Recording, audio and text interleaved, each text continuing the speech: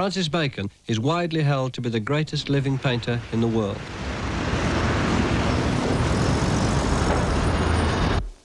He's just been given the exceptional honour of a second major retrospective at the Tate Gallery in London.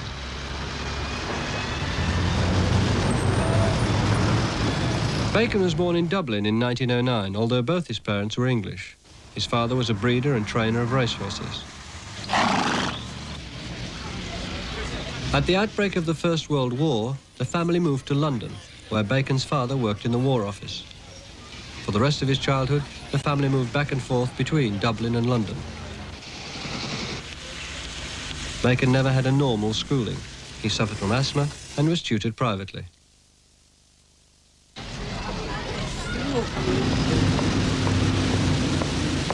In 1925, at the age of 16, Bacon left home. He lived in London for a while, then travelled in Europe. He stayed in Berlin at the height of its decadent period. From Berlin, he moved to Paris, where he visited an exhibition of work by Picasso. He decided to become a painter himself, but when he went back to London, he was known initially as an interior designer.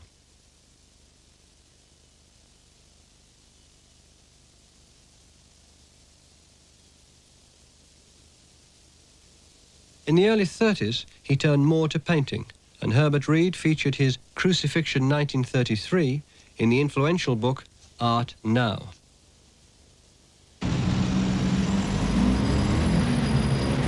However, his first one-man show was not a success. Discouraged, he began to paint less and started to gamble. In 1936, Bacon offered some of his work to the International Surrealist Exhibition. It was rejected as being not sufficiently surreal. In the early 40s, Bacon destroyed nearly all his earlier paintings. In April 1945, the art world was shocked by the painting which he now regards as his first serious work: 3 studies for figures at the base of the crucifixion.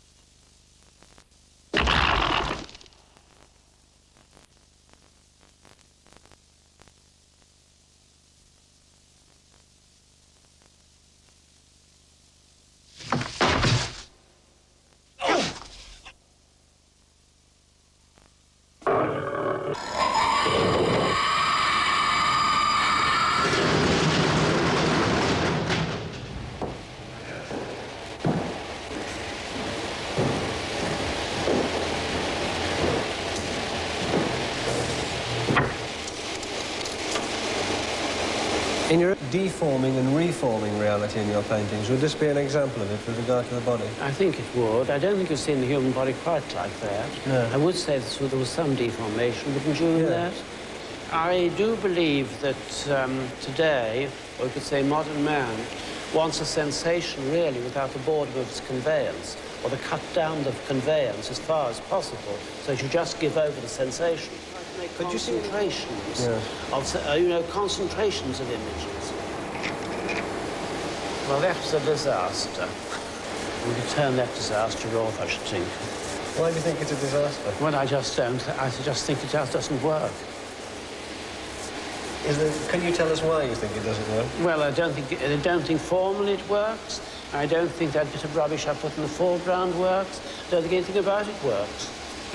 The layout is rather good, but it's just the rest of it I don't like at all. Wish they'd just burn it. That was a painting that Van Gogh did, and he said about it, I've tried to express the idea that the cafe is a place where one can ruin oneself, run mad or commit a crime. He also said, although he was very, very fond of the painting, he said, it's one of the ugliest paintings I've done. Well, I don't think it's ugly at all. I think it's an extremely beautiful painting. Of course, I don't understand what he's saying, that a cafe that people are ruining themselves by drinking themselves. They want to drink themselves, why shouldn't they? And I just think one of the great inventions of it, for me at least, is the way he has done the lights. He's made the light turn around those bulbs, and that in a way adds enormously to the... Without that, that painting wouldn't have the same extraordinary intensity. Yes. When he says that's one of the ugliest paintings I've done, he was obviously aware at the time that people were saying his paintings were ugly. You ran into the same reaction early on in your career, didn't you? Well, I've never shaken it off. In my case, but he didn't shake it off, I don't think, in his lifetime. No, not in his lifetime. Either.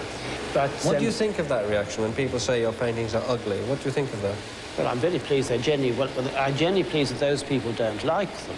I mean, that would be the greatest condemnation if any of them liked them. So I'm much more pleased when they really hate them than when they like them. After all, it means that there might be something there if they really dislike them. Can you remember what you felt when you made this painting? No, don't feel anything when I do paintings at all. I have nothing to feel. I rather like the dog in this painting. I'm rather sorry that I put that image down in the front. I think perhaps it would have been better without it. I don't quite know. I like the dog. Sort of, it looks as if it's just lying there, as though it's had a really good run, and exhausted. And you can see it with its tongue out and everything else. And I like the foot in it. I rather like that painting, I don't know why.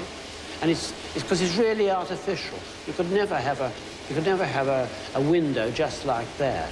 Because I think the more artificial they are, after all, art is artifact. And the more artificial they are, the more artificial you can make them now, the better. The more intense they will be. Well, there it is. I don't know. Why are you so attracted to painting the figure? The human figure? Because it's to me, it's the most interesting thing to do. I'm not a landscape painter.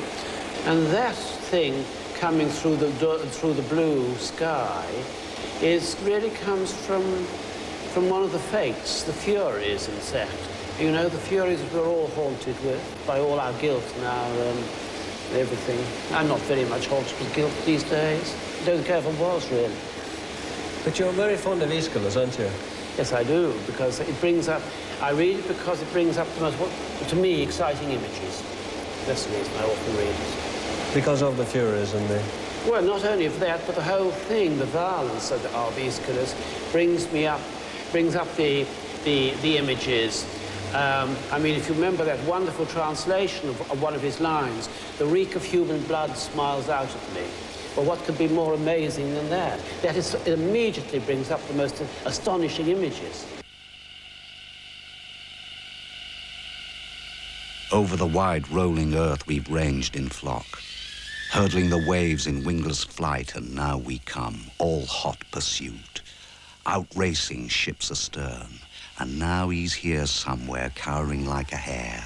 The reek of human blood, it's laughter to my heart.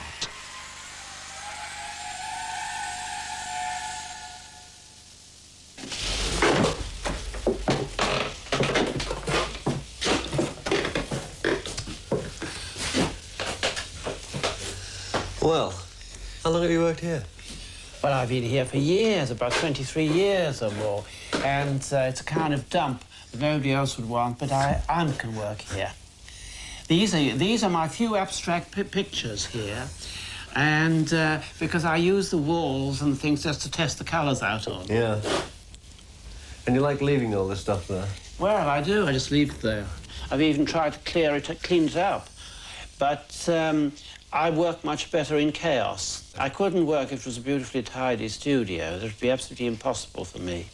Why do you think that is? I have no idea. Chaos, for me, breeds images.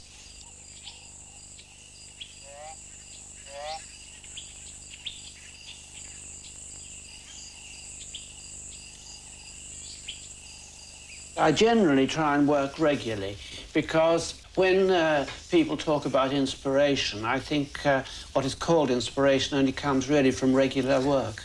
You didn't go to art school, did you? No, thank God. I would have been taught all those techniques which I don't want to know. I mean, I want to find my own technique, because if you're trying to do something that's rather different and new, you can't use the old techniques which have already been used. You make your own technique. So how did you learn? I mean, how did you learn to make your own technique? By doing it? Trial and error. By just trying to do it. That's all. When you come to a canvas, have you an idea in your head as to what the finished image is going to be before you start? I have an overall image of what I want to do, but it's in the working that it develops. And you see, it's a very difficult problem, this now, as I'm a figurative painter, and I think that that you can't any longer make illustration because it's done so much better by the camera and by the cinema. So you have to really concentrate on making, you have to, I thought about it very clearly this morning, wrote it down, and I put it in my pocket. Now I can't remember what I was going to say. Can I use it? Yes, do. What I thought of saying. And I just said, not illustration of reality, but to create images which are concentration of reality and a shorthand of sensation. Do you do drawings beforehand? No. You go straight onto the canvas? Yes. With the paint? Yes. What's the advantage of that? Well, because I find if I drew it, and then I should just be making an illustration of the drawing. So it's so much better to immediately attack the canvas with the paint. What you like to do, I believe, is to somehow let your unconscious take over. Is that right? Well, that's as far as one can. I would like it to, because after all, there's this deep sea, which we call the unconscious, which we know nothing about. I always hope the most wonderful images will emerge from it. At the same time, though, you believe in things being deeply ordered, don't you? Yes. So what? I believe in a deeply ordered chaos. And how do you in try? My work. How, when you're in front of the canvas, how do you try to arrive at that? What do you go through to try to arrive at that? Well, because the unconscious things that I try to, the images that I try to make, I still, at the same time, want them to look very ordered. But you don't want to be in control of them. Well, this is a great problem. In the very first place, when they come up, you're not in control of them. But when the image seems to emerge, then to make it, you have to control it. But in control, you see, this is where with painting, it's so difficult painting in oils, is you make an image and it's changing all the time. And then it's to do with your own instinct and sensibility, which turns it one way or another. That doesn't mean that I haven't got an overall idea of the type of things I would have liked to make, but I don't know how to make it. Yes. So you come in with an overall image which you don't want to define except through working towards it. Yeah, no, that's exactly how it is. Yes. That's putting yourself at risk all the time, isn't it? Well, don't you think you have to? At least as an artist, you always have to. Yeah. I mean, if otherwise you turn into an academician. Are you excited when you're painting, or are you absorbed, or are you depressed, or what? Do you have a particular mood, or does it change a great deal? Well, of course, it changed like all our moods. Yeah. It changes, yes. But I have a very sort of optimistic nature, so I always think something is going to turn up, or exciting. When you're actually following the oil, as you say, you make a brushstroke one way and that takes you one way. Obviously, that's quite dangerous, and it might take you a way that you find you don't like at all. What happens then? Well, very often that does happen, and just means destroying the canvas. You actually destroy the canvas? I do, generally, yes. Mm-hmm. You don't clean it and reuse it or anything? I don't, because you can't. You see, I work on the opposite side, the unprimed side of the canvas, and that can't be cleaned. It just soaks right into the texture of the canvas. Yes. Why do you use, as it were, the wrong side of the canvas? Well, I was living once down in Monte Carlo, and I'd lost all my money, and I had no canvases left. And so the few I had, I just turned them, and I found that the what's called the wrong side, the unprimed side of the canvas, worked for me very, very much better. And so I've always used it. And it was just by chance. I had no money to buy canvases with. How does it work better? I mean, what is better about it? Can you tell us? Yes, it holds. If you make a mark on it, you can rub it out on a prime canvas and take it out. With that, it's there. It's indelibly made. I believe that sometimes you use a rag a lot on the canvas, you use brushes, scrubbing brushes to scrub on, you actually throw paint sometimes at canvas. Can you talk about the relationship you have with the canvas in that very physical sense? Why is it important to you to sort of battle with it in that way? Because if you've ever seen somebody painting a wall, or if you ever paint a wall yourself, you will see the first mark that you make, and where the brush makes that mark, it has a vitality. That when you've got the overall thing created, it's lost. And so you want that first mark, every mark to be that first mark, as it were? Yes. What's to be gained by throwing paint literally at a canvas? Well, that was, I only did in a few paintings. I was sick of the look of them, I just threw a lot of paint on them. And they turned out, well, they turned out, as they did. I quite liked them. Is there any way that you finish a painting, or do you just leave it? I know when it's finished. I mean, my instinct tells me when it's finished. I can't do any more to it.